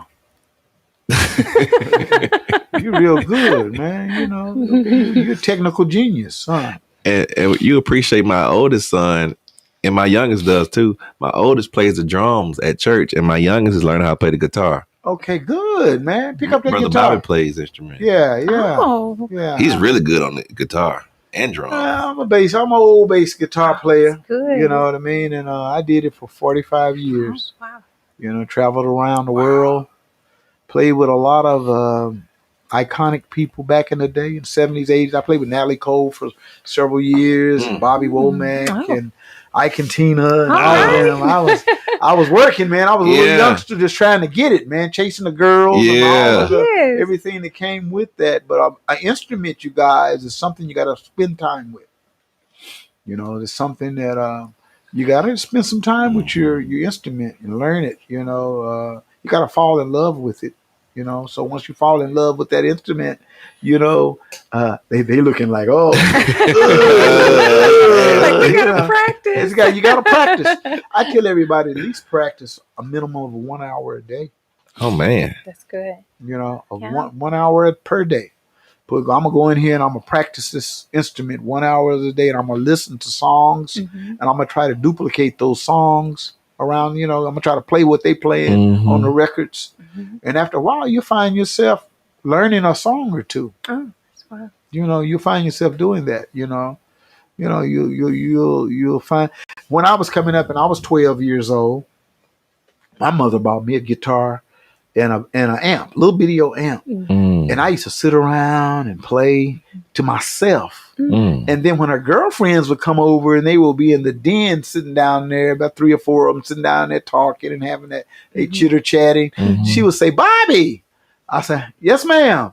Bring your guitar and your amp down here. And I have to go down there and play my little songs in front of them and entertain them and stuff like that. And they be clapping and singing along. And, and it just became a thing that was engulfed in my spirit as I grew older. And we grew around here, and me and Charlie Wilson hooked up. Oh, wow. And we were all playing around. We were so young that we were in high school. Now I'm gonna get off of this, but we were in we were in high school playing in nightclubs. Oh, wow. That's how me and Charlie and them, we were around here playing for our teachers and community people who be out in the clubs. They be sitting in the chairs and we be up there on the stage performing. And then the next day, we got to go to school. Oh, man. You hear what I'm saying? And we see him walking down the hall. Y'all sure sounded good.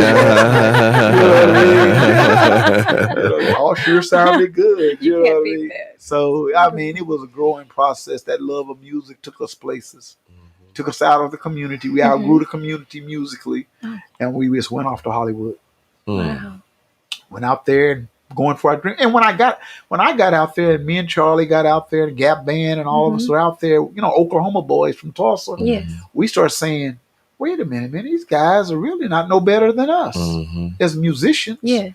We can sing just as good as they can do. We can play our instruments just as well. And the recognition started coming.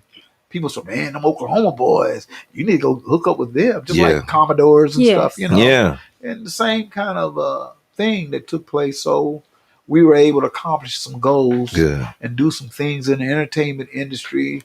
Our dreams, That's awesome. Just like your dreams coming here to Vernon AME Church. And you got your beautiful family here. And you guys are here. And man, you're telling your stories of how you met and what took place. And you got your boys right here. They're growing and developing.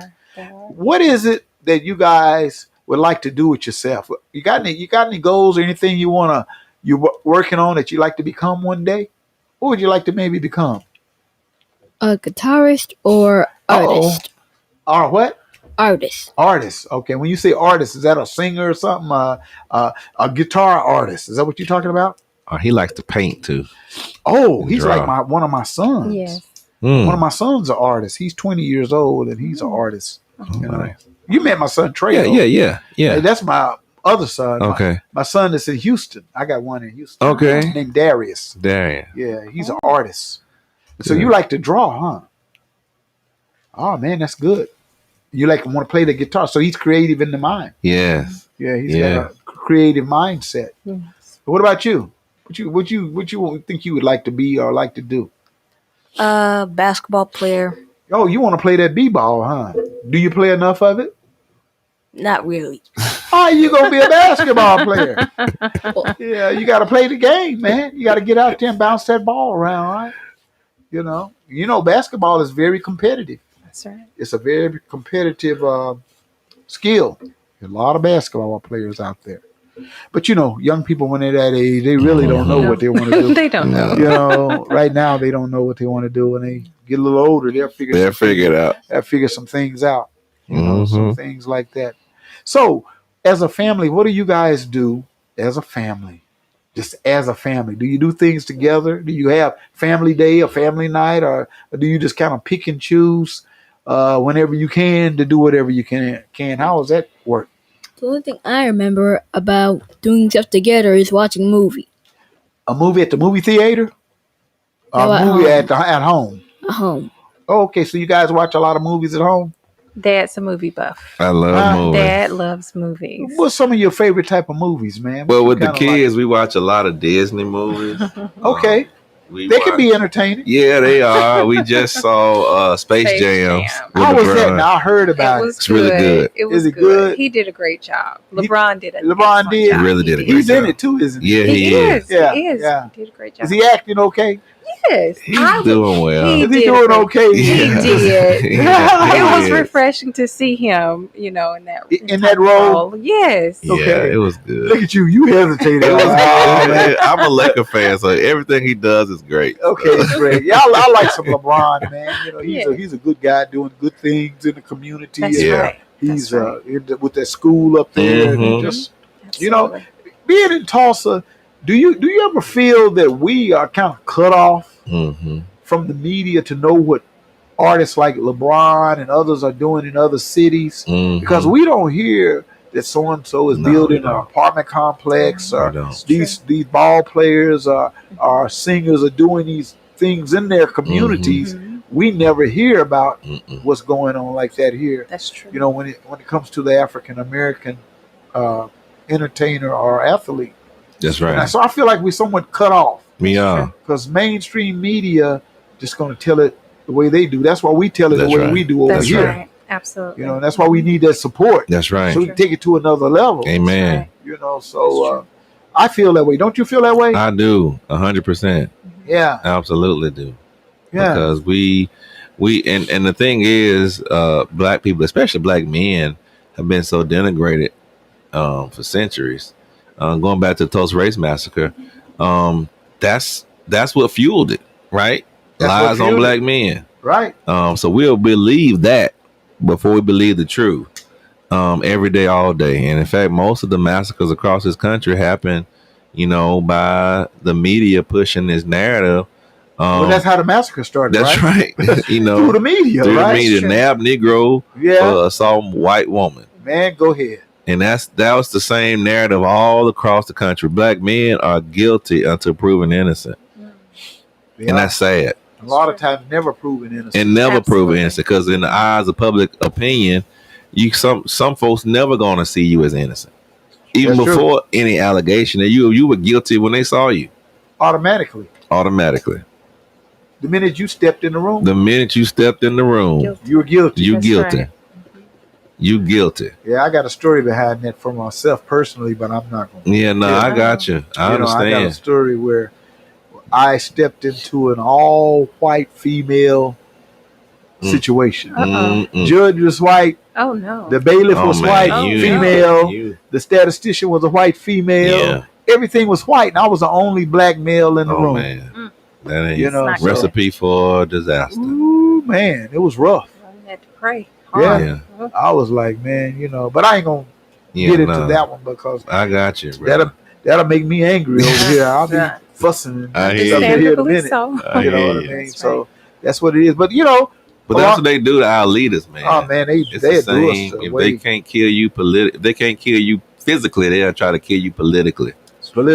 That's why it's important to vote. Mhm. Absolutely. To change policy. That's right. We got to start changing policies, especially at the local level. I mean, Biden and all that's fine, but at the local level, to get the elected officials in office, That's right. And know what we're putting them in office to do. Because it's so often that we just know them by their first name. That's right. We don't know them by their job skill set. What's a state representative? What's a city councilor? What's a senator? We don't know what those jobs really entail. No. That's right. We just know Vanessa, Regina, Kevin, Janetti. We just know those names. That's right. And we vote by name only. By name only. That's not wise. And then when we go to the polls, you may have something listed there that says Proposition 281, and you don't yes or no. You don't know what to vote on. You don't know what to vote on. So when I run across stuff like that, I don't vote on nothing. Yeah. I just You don't know. I don't know because I could be checking the wrong That's box true. that can be hurting me and my community.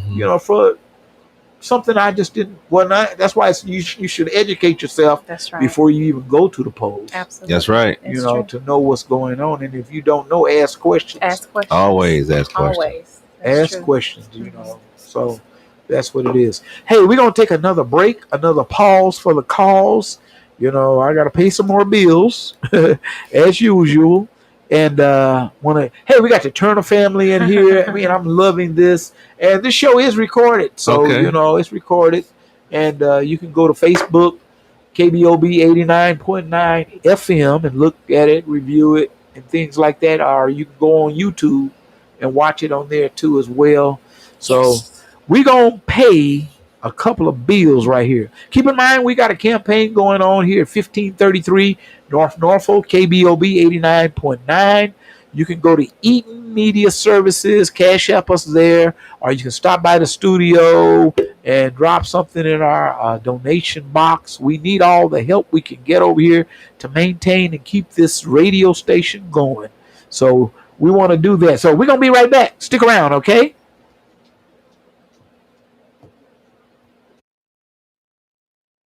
If your credit starts with a 3, 4, 5, or 6, this is for you. Did you know that it's costing you to have bad credit? You can't get qualified for that house or apartment and you're paying high interest rates, along with paying high car insurance, and it may be costing you that job that you really want. What are you waiting on? Take more of a holistic approach. Pick up the phone and call the Credit Shiro at 832-642-1554 or text CAMP to 76626. With 13 amazing services, we restore and repair generations to come. Once again, call the Credit Shiro at 832-642-1554 or text CAMP to 76626. If you know better, you do better. Only the Credit Shiro can help you to save the day. How to order chicken wings. Number 1, find a good wing spot. I know a wing spot, Max Wings. Number 2, decide if you want a combo or if you want to order a la carte. Huh? What's that? Well, combos come with chicken, veggie sticks, fries, and a drink for a discounted price. A la carte means that you order each item separately. Okay. 3, decide if you want bone-in, boneless, or cauliflower wings, and then determine the delicious flavor you want on your wings. I didn't even know cauliflower had wings. You learn something new every day. Have you been to Max Wings? Yep. Max Wings is located at 782 East Pine Street in Tulsa. We're open Monday through Thursday from 11 a.m. to 8 p.m. and on Friday and Saturday from 11 a.m. to 10 p.m. Come to Max Wings, home of the dry rub fries.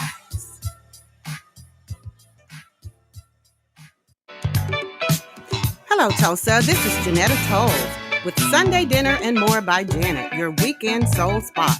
Every Saturday and Sunday from 11 a.m. until 4 p.m.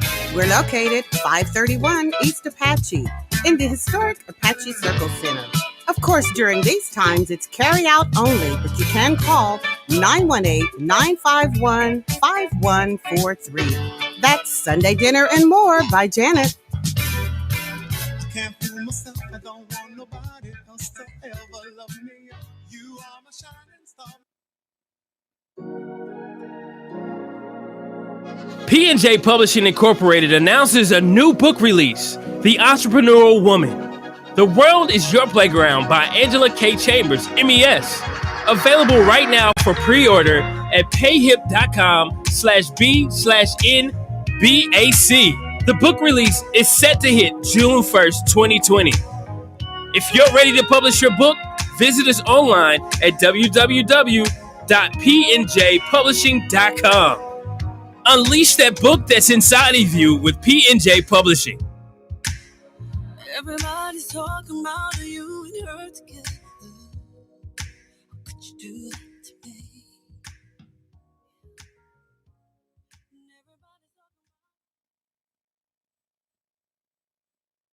If your credit starts with a 3, 4, 5, or 6, this is for you.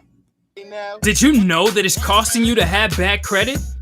You can't get qualified for that house or apartment and you're paying high interest rates, along with paying high car insurance, and it may be costing you that job that you really want. What are you waiting on? Take more of a holistic approach. Pick up the phone and call the Credit Shiro at 832-642-1554 or text CAMP to 76626. With 13 amazing services, we restore and repair generations to come. Once again, call the Credit Shiro at 832-642-1554 or text CAMP to 76626. If you know better, you do better. Only the Credit Shiro can help you to save the day.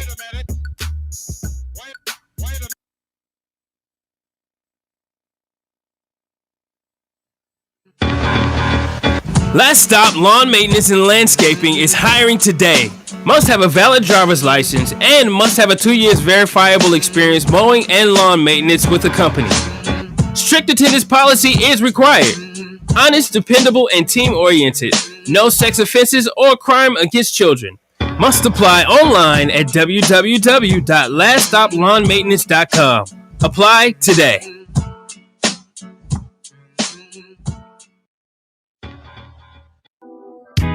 Advertise in the Tulsa Black-Owned Business Guide. It's a monthly publication reaching all of Oklahoma and beyond, giving exclusive content about your business and many businesses that are connected to you. Full page and half pages are available. Purchase and artwork are due on the 25th of each month. Visit us online right now at www.tulsabobn.com for more details, or email us right now at tulsabobn@gmail.com for pricing.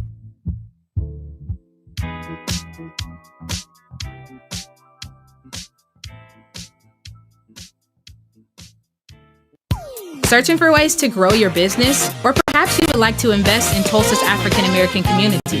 The Black Wall Street Chamber of Commerce is a great place to start. The Chamber was created to serve and increase the visibility of needs in our community. It is an umbrella organization for local businesses, the Tulsa Juneteenth Festival, BWS Black Women in Business, and the Grassroots Economic Development Fund known as BWS The Power Group. For more information about the Black Wall Street Chamber of Commerce or to donate to the Power Group, visit bwschamber.com.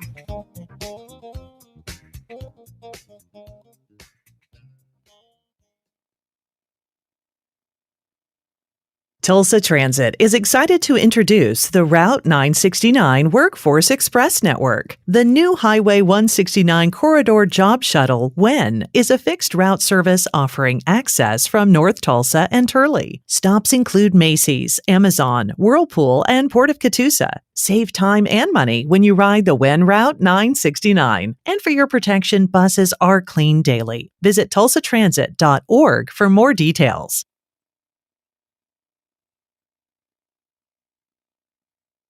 Food on the Move and Morton Comprehensive Health Services presents the Drive-Through COVID Vaccination Clinic, happening May the 11th, 2021 from 4 to 7 p.m. The first 100 participants receive 2-dose Modernas or the 1-dose Johnson & Johnson. If you want to skip the line, call now at 918-388-1990. Food on the Move every Tuesday on Greenwood. Let's go fresh, Tulsa.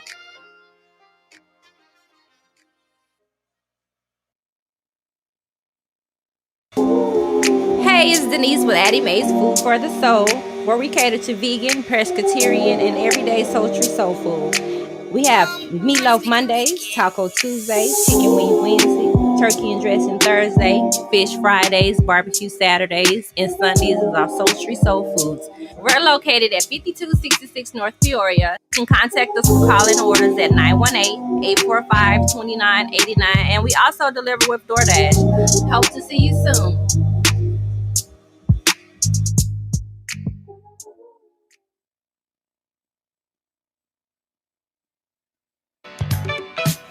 Hello, Tulsa. This is Janetta Tolles with Sunday Dinner and More by Janet, your weekend soul spot. Every Saturday and Sunday from 11 a.m. until 4 p.m. We're located 531 East Apache in the historic Apache Circle Center. Of course, during these times, it's carry-out only, but you can call 918-951-5143. That's Sunday Dinner and More by Janet. Can't fool myself, I don't want nobody else to ever love me. You are my shining star. Tulsa Transit is excited to introduce the Route 969 Workforce Express Network. The new Highway 169 Corridor Job Shuttle, WEN, is a fixed route service offering access from North Tulsa and Turley. Stops include Macy's, Amazon, Whirlpool, and Port of Catoosa. Save time and money when you ride the WEN Route 969. And for your protection, buses are cleaned daily. Visit tulsatransit.org for more details. Searching for ways to grow your business? Or perhaps you would like to invest in Tulsa's African American community? The Black Wall Street Chamber of Commerce is a great place to start. The Chamber was created to serve and increase the visibility of needs in our community. It is an umbrella organization for local businesses, the Tulsa Juneteenth Festival, BWS Black Women in Business, and the Grassroots Economic Development Fund known as BWS The Power Group. For more information about the Black Wall Street Chamber of Commerce or to donate to the Power Group, visit bwschamber.com.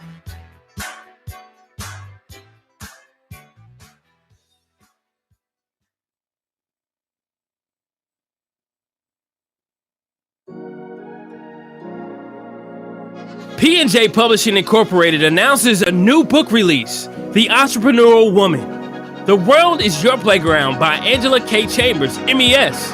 Available right now for pre-order at payhip.com/b/nbac. The book release is set to hit June 1st, 2020. If you're ready to publish your book, visit us online at www.pnjpublishing.com. Unleash that book that's inside of you with P&J Publishing. Everybody's talking about you and her together. Could you do that to me? All right. Hey, welcome back to the Bobby Eaton Show. This is where we tell our stories our way. And boy, we've been having a great time over here with the Turner family. And we've been talking about a variety of different stuff over here.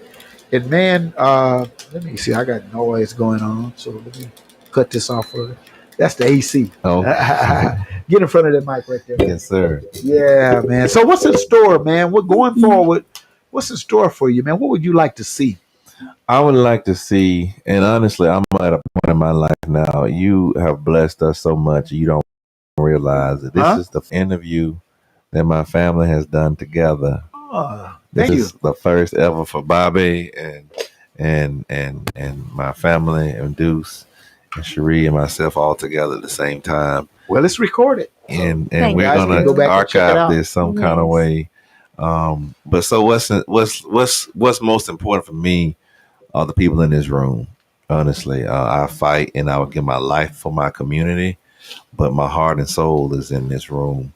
And I believe it. I will everything I do publicly, fighting for justice and fighting for reparations and fighting to make this world a better place is because of the folks in this room, my wife and my two boys, because I know that by the work that God is doing through me is not going to only impact the life of the world, but it's going to impact their life.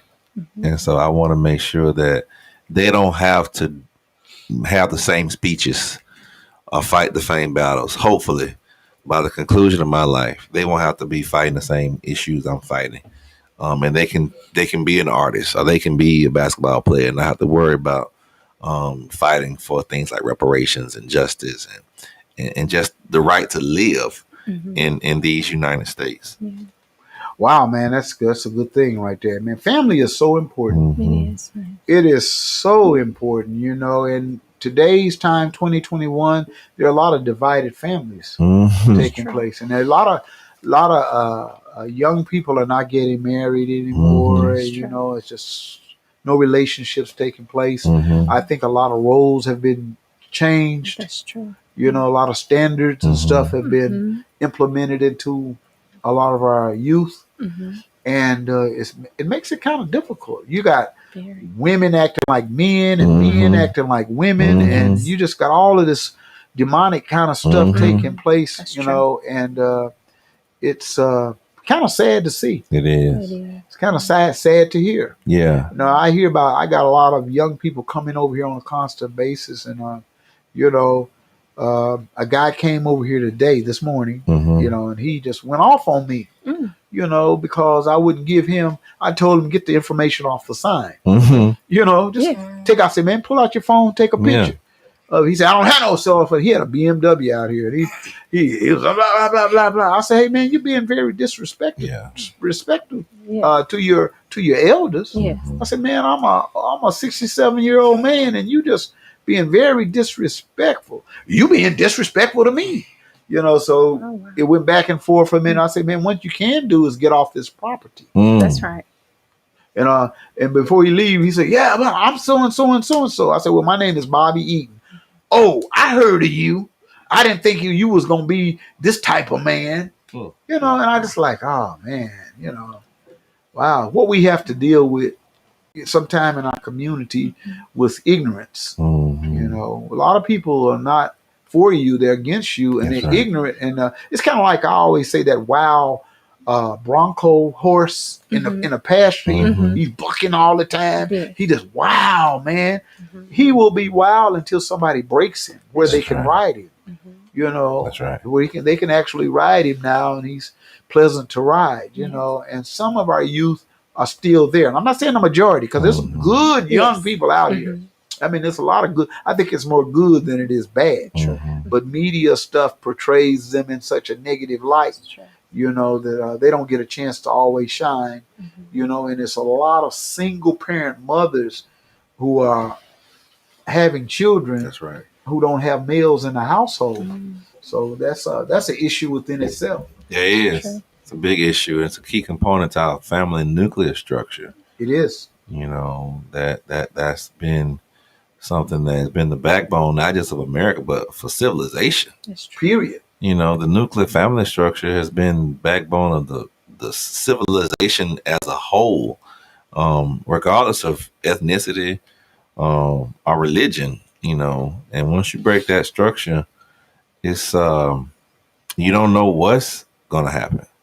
Yeah, you really don't know what's going to happen, man. I've been blessed enough to live overseas. And I lived overseas for about 3 years, and I looked at America from a different viewpoint once I got over there.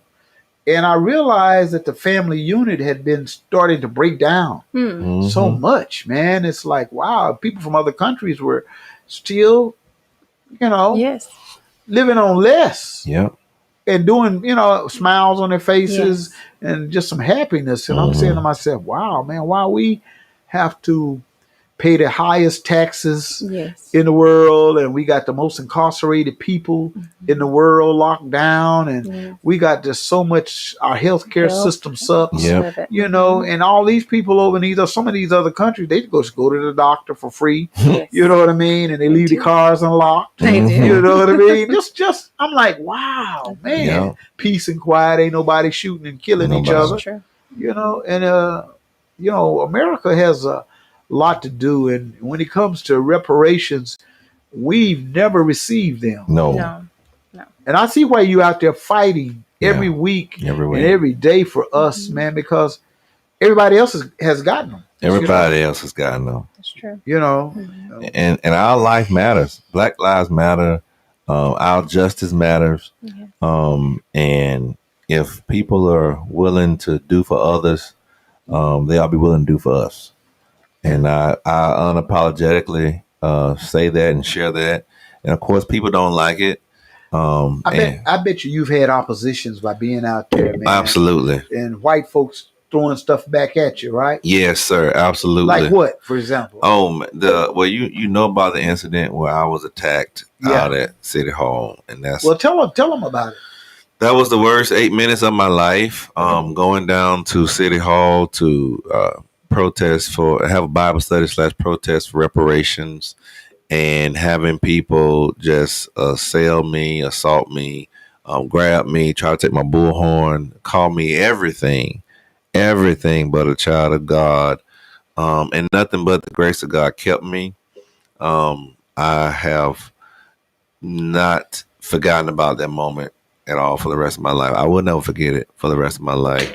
And it just shows you how despicable racism still is, and how people are willing to go to great lengths to silence those who who don't subscribe to just this notion of oppression. If you speak out against oppression, if you speak out against racism, there are some elements in this community, in our country, that will try to silence you physically or politically. And I won't be intimidated by either force. And then you have those within your own community that you fight for, but they criticize, right?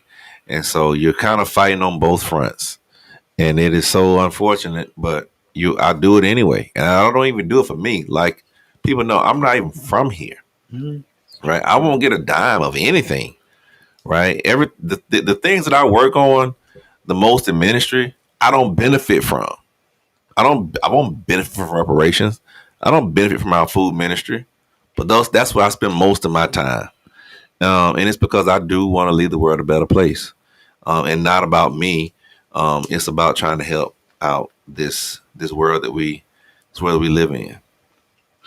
And our children are our future. That's right. That's true. And the more we educate them and the more they know about themselves, then they don't know where to go. Because I'm always telling people, how can you know where to go, how to go forward when you don't know where you come from? That's right. That's true. You know, you don't know your history. You don't know anything about yourself, you know, and you live on European promises. That's right. You know, and you got to know that there is a difference. That's a big difference. It's a big difference, man. You And know? a lot of it is not even, because I know people always say, well, you know, he's on TV a lot and doing all this stuff.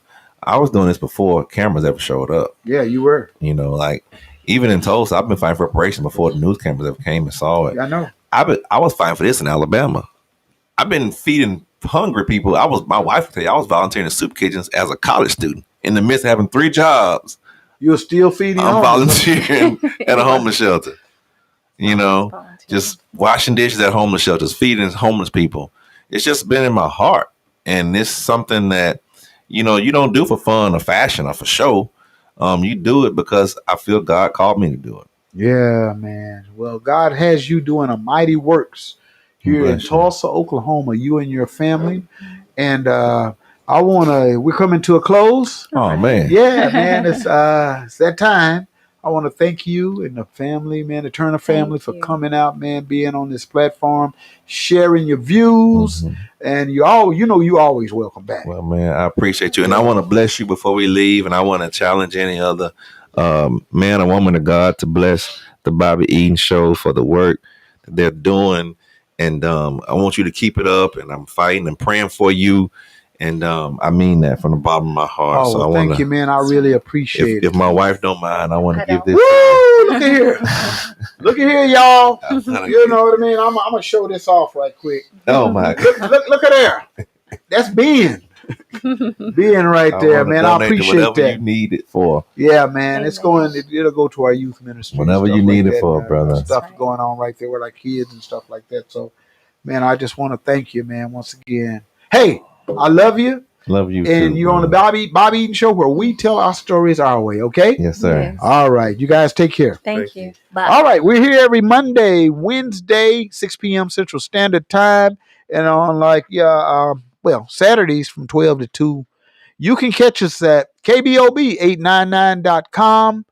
And, man, we just love talking to our people. And we tell our stories our way. That's what we do right here. So we want you to continue to support us. Until the next time, have a good one.